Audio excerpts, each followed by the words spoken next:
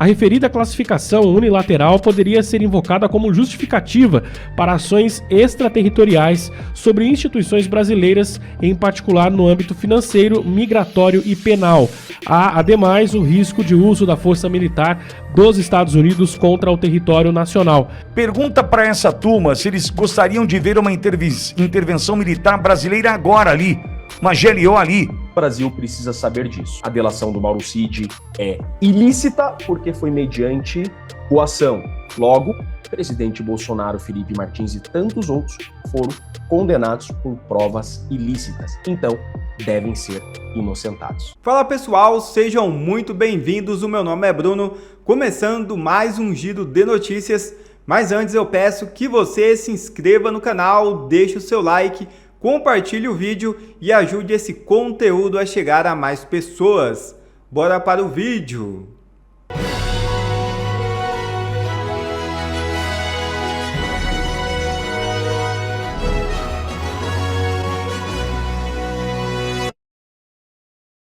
Gonê pede que Flávio Bolsonaro seja ouvido pela PF sobre suposta calúnia contra Lula. É isso mesmo. O Procurador-Geral da República, Paulo Gonê, pediu ao ministro Alexandre de Moraes do Supremo Tribunal Federal que devolva à Polícia Federal o inquérito que investiga o senador Flávio Bolsonaro por suposta calúnia contra o presidente Luiz Inácio Lula da Silva. O objetivo é que Flávio seja ouvido antes da conclusão definitiva da investigação. Segundo Gonê, o depoimento é necessário principalmente porque o Código Penal prevê a possibilidade de retratação no crime de calúnia, hipótese que pode afastar eventual punição. Na manifestação encaminhada ao STF, o Procurador-Geral afirma que, embora a Polícia Federal já tenha concluído o relatório final do caso, ainda é indispensável realizar a oitiva do senador. Moraes dá 48 horas a 7 tribunais de justiça. É isso mesmo. O ministro Alexandre de Moraes do Supremo Tribunal Federal determinou que 7 tribunais de justiça apresentem esclarecimentos no prazo de 48 horas sobre o pagamento de verbas adicionais que podem contrariar os limites estabelecidos pela própria Corte para remunerações do Judiciário. A medida foi tomada após a divulgação de uma reportagem do jornal Folha de São Paulo, segundo a qual alguns magistrados receberam no mês de maio pagamentos que chegaram a 495 mil, mesmo após a entrada em vigor das novas regras definidas pelo STF em março deste ano. E Brasil envia observadores para debate sobre tarifaço americano e não vai discursar. É isso mesmo. O Itamaraty prioriza acordos diretos com autoridades dos Estados Unidos até meados deste mês. O senador Flávio Bolsonaro assegura fala no evento.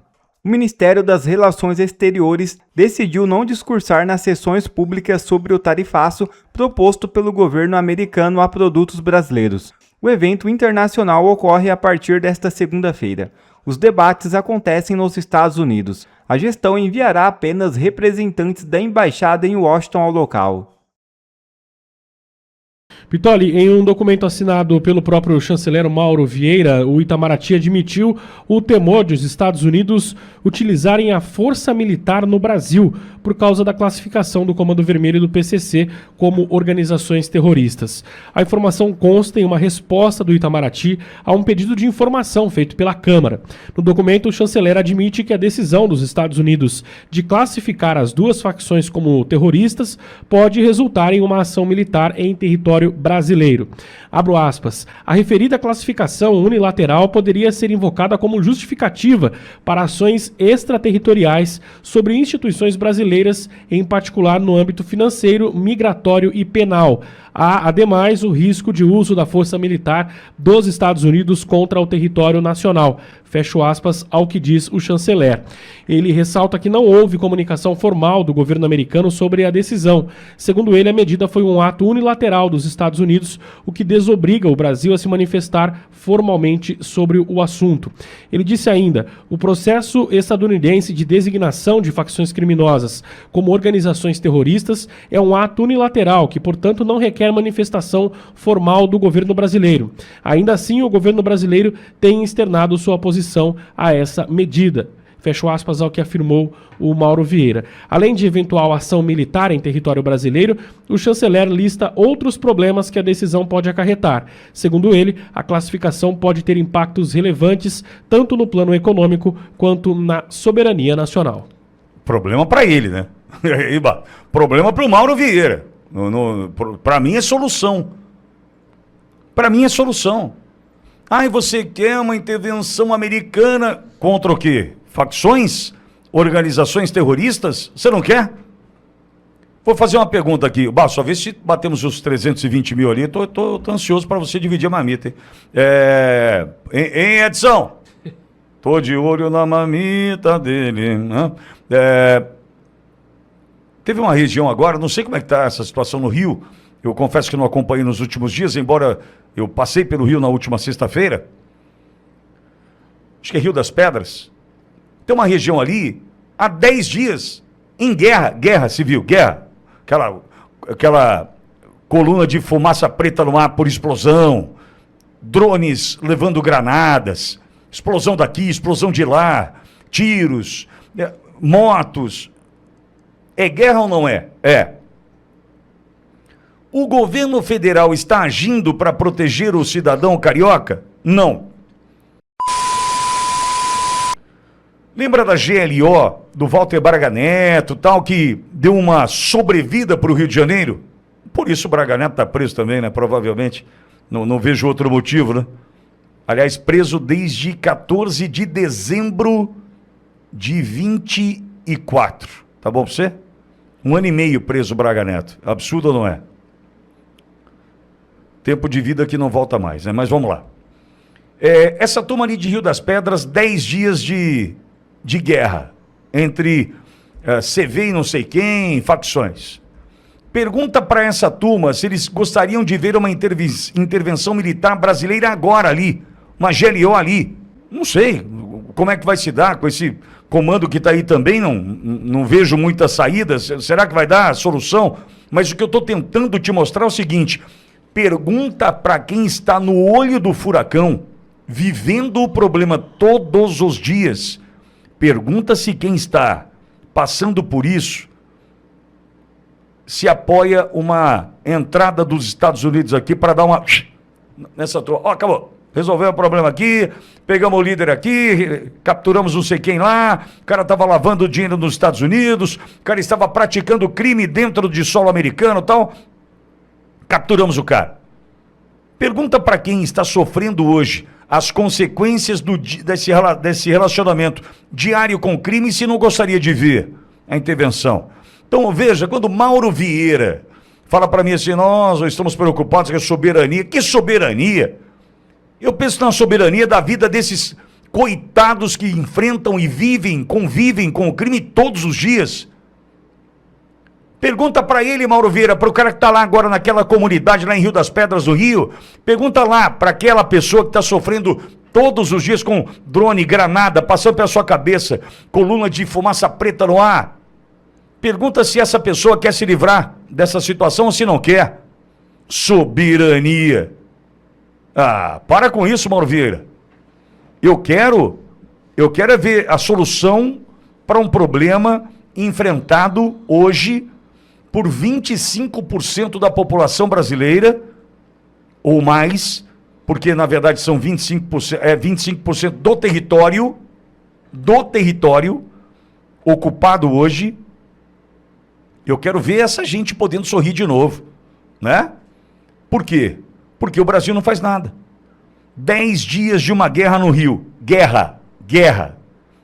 Não adianta dizer que não é guerra. Drone levando granada é o quê? E aí o Mauro Vieira vai me dizer em soberania? Mauro Vieira, vocês falam sobre uma classificação unilateral por parte dos americanos, mas a gente já sabe o motivo. Você, representante do Lula, diplomaticamente falando, nós já sabemos, Lula não quer classificar como terrorista, mas a gente também entende, né? A gente sabe com quem ele anda, infelizmente, né, Mauro Vieira? Gente, olha só isso daqui. Tudo indica que o PGR e o STF querem anular a delação do Mauro Cid. Mas não para beneficiar os condenados, mas sim para prejudicar o Mauro Cid e jogá-lo atrás das grades. Tá muito na cara isso daqui. Todo mundo achou que a delação do Mauro Cid já era assunto superado.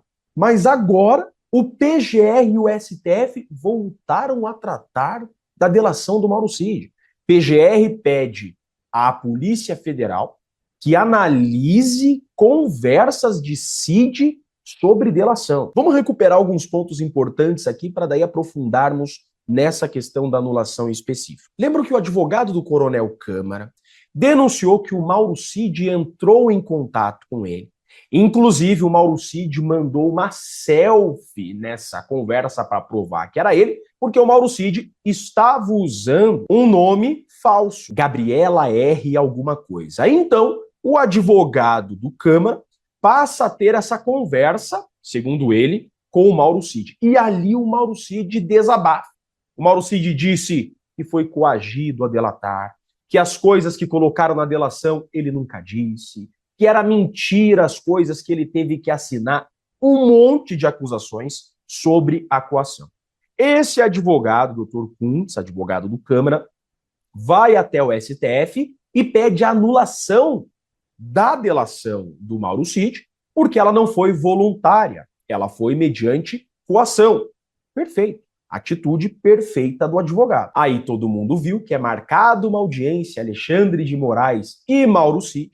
Alexandre de Moraes diz estar dando mais uma chance ao Mauro Cid de seguir com a delação, senão a esposa do Mauro Cid seria presa, o pai do Mauro Cid, a filha do Mauro Cid, de 18 anos, seria presa, o próprio Mauro Cid voltaria para a prisão. Aí então o Mauro Cid diz o seguinte, que aquelas mensagens eram falsas, que ele não era dono daquele usuário, Gabriela R, e que ele nunca tinha travado aquelas conversas. E ele, Mauro Cid, bate no peito que sua delação era voluntária. E a delação, então, segue. Acontece que aquelas conversas vão para a perícia e agora volta da perícia algumas respostas da Microsoft e da Google, por exemplo. E essas respostas reacendem a discussão, porque chegaram à conclusão que essa conta que o Mauro Cid estaria usando, Gabriela R, mantinha contato, inclusive, com familiares do Mauro Cid,